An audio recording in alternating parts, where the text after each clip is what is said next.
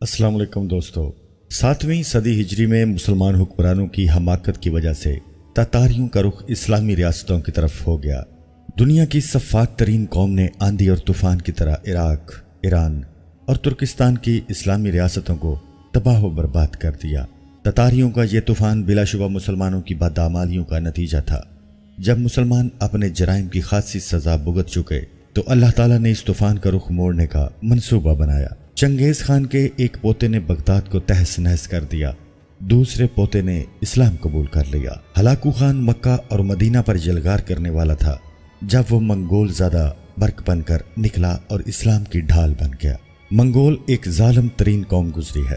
منگول مسلمانوں کے مقدس مقامات کو تباہ کر کے مسلمانوں کی تہذیب کو نیست و نابود کرنا چاہتے تھے، مگر اللہ پاک نے منگولوں میں سے کچھ منگولوں کو مکہ اور مدینہ کی حفاظت کے لیے مقرر کر دیا۔ برقہ خان جو کہ ایک منگول تھا کیسے مسلمان ہوا اور کیسے مکہ اور مدینہ کی حفاظت کی، یہ جاننے کے لیے ویڈیو کو آخر تک ضرور دیکھیے گا۔ برقہ خان مشہور منگول حکمران چنگیز خان کا پوتا تھا۔ برقہ خان کے والد کا نام جوجی خان اور والدہ کو سلطان خاتون کہا جاتا تھا۔ برقہ خان کی تربیت میں اس کی والدہ کا بہت ہاتھ تھا۔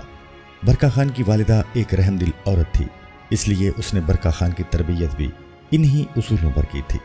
سلطان خاتون بچپن سے ہی برقہ خان کو قتل و غارت اور لوٹ مار سے بیزار کرتی آئی تھی، جو تاتاریوں کا شیوا تھا، اور برقہ خان کو اسلام کے بارے میں بتایا کرتی تھی۔ سلطان خاتون مسلمان نہیں تھی، مگر وہ مسلمانوں کے مذہب کو بہت اچھی طرح جانتی تھی، کیونکہ اس زمانے میں بہت مشہور عالم دین ہوا کرتے تھے، جیسے شیخ محی الدین ابن عربی، شیخ سیف الدین، جن کے نام اور کام کا زمانہ مختلف تھا۔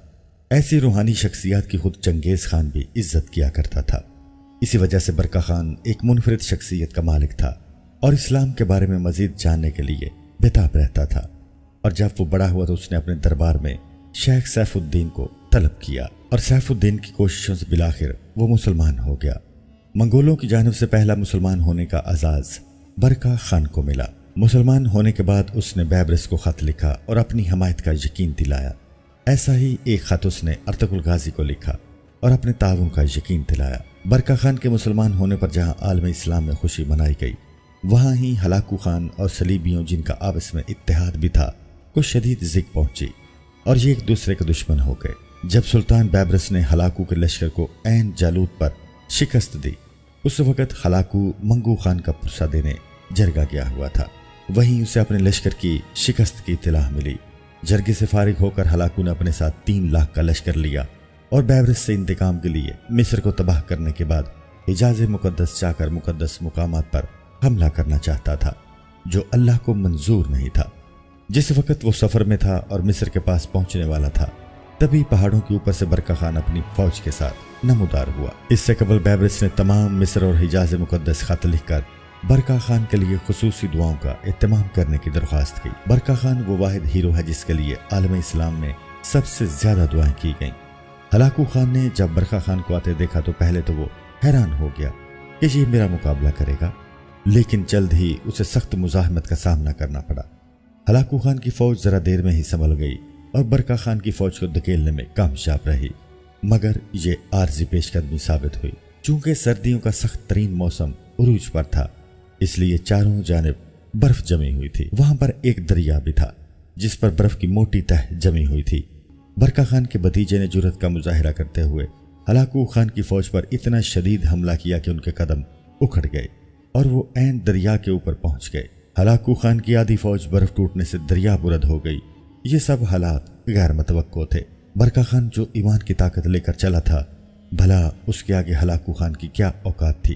اس شکست میں ہلاکو خان کا بیٹا بھی مارا گیا اور خود ہلاکو خان پسپا ہو کر فرار ہوا۔ برقہ خان کی اس فتح کو تاریخی فتح کہا جاتا ہے۔ ہلاکو خان وہاں سے پسپا ہو کر آذربائیجان چلا گیا، جہاں سے اس نے سرحدوں پر حملے جاری رکھے، مگر ایک طرف برقہ خان، دوسری طرف بیبرس اور تیسری طرف ارطغرل غازی کے تابڑ توڑ حملوں نے تاتاریوں کا جینا دشوار کر دیا۔ یہ پہلی بار ہوا تھا کہ تاتاری جو خون خرابے کے علاوہ کچھ نہ جانتے تھے، ان شکستوں کے بعد وہ بھی ہلاکو خان کا ساتھ چھوڑنے پر مجبور ہوئے اور جان بچانے کے لیے مصر کا رخ کرنے لگے، جہاں مصر کے سلطان نے ان کو نہ صرف پناہ دی بلکہ ان کی خدمت کی، انہیں رہنے کے لیے مکان دیے۔ یہ سب حسن اخلاق دیکھ کر تاتاری مسلمان ہونا شروع ہوئے برکا خان بہت ذہین اور خوش اخلاق تھا۔ جیسا کہ میں نے بتایا، اس کی ماں کی تربیت کا اس پر گہرا اثر تھا، اس لیے وہ آگے چل کر ایک عظیم حاکم بنا۔ برکا خان 1206 میں پیدا ہوا اور 1266 میں وہ شہید ہوا، لیکن اس مختصر دورانیے میں اس نے بہادری اور ذہانت کے ایسے جوہر دکھائے کہ مورخین بھی داد دیے بنا نہ رہ سکے۔ دراصل یہ جو ایمان کی طاقت ہے، یہ سب مسلمانوں کو جوڑنے کا سبب ہے۔ یہی وہ اللہ کی رسی ہے جس کو مضبوطی سے تھام کر رکھنے کا کہا گیا ہے۔ ایسے بےلوث بہادر نڈر لوگ ہی ہمارے ہیروز ہیں، جنہوں نے اپنی زندگی اسلام کے لیے وقف کی۔ آئیں ان کو خراج تحسین پیش کرتے ہوئے ان کے لیے دعا کریں۔